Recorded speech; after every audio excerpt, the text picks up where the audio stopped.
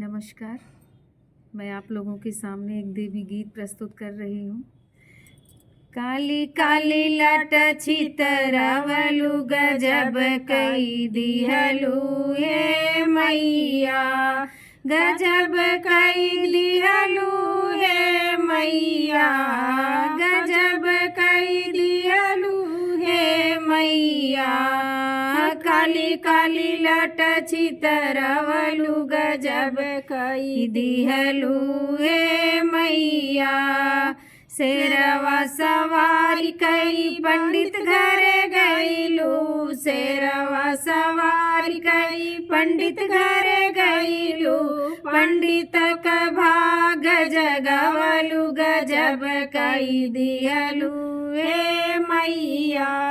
पंडित का भाग जगवलु गजब कई दिहलु हे मैया, गजब कई दिहलु हे मैया, गजब कई दिहलु हे मैया। काली काली लट छितरवलु गजब कई दिहलु हे मैया। काली काली लट छितरवलु गजब कई दिहलु हे मैया। शेरवा सवारी कई मलिया घरे गईलू, शेरवा सवारी कई मलिया घरे गईलू। मलिया के भाग जगवलु गजब कई दिहलु हे मैया। मलिया के भाग जगवलु गजब कई दिहलु हे मैया, गजब कई दिहलु हे मैया, गजब कई दिहलु हे मैया। काली काली लट छितरवलु गजब कई दिहलु हे मैया। शेरवा सवारी कई कहरा घर गईलू, शेरवा सवारी कई कहरा घर गईलू। कहरा का भाग जगवलु गजब कई दिहलु हे मैया। कहरा का भाग जगवलु गजब कई दिहलु हे मैया। काली काली लट छितरवलु गजब कई दिहलु हे मैया, गजब कई दिहलु हे मैया, गजब कई दिहलु हे मैया। काली काली लट छितरवलु गजब कई दिहलु हे मैया।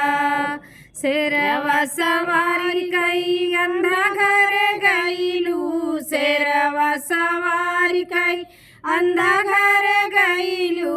अंधा के दिहलु नया नवा गजब कई दिहलु हे मैया। अंधा के दिहलु नया नवा गजब कई दिहलु हे मैया। काली काली लट छितरवलु गजब कई दिहलु हे मैया, गजब कई दिहलु हे मैया, गजब कई दिहलु हे मैया। काली काली लट छितरवलु गजब कई दिहलु हे मैया। शेरवा सवारी कई बाझिन घर गईलू, शेरवा सवारी कई बाझिन घर गईलू।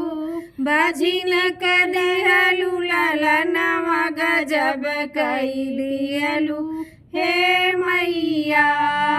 बाझिन के दिहलु ललनवा गजब कई दिहलु हे मैया। काली काली लट छितरवलु गजब कई दिहलु हे मैया, गजब कई दिहलु हे मैया, गजब कई दिहलु हे मैया। मैया काली काली लाटा चितरवलु गजब कई दिहलु हे मैया। नमस्कार, प्लीज़ मेरे चैनल को सब्सक्राइब करें, लाइक करें, शेयर करें। Thank you.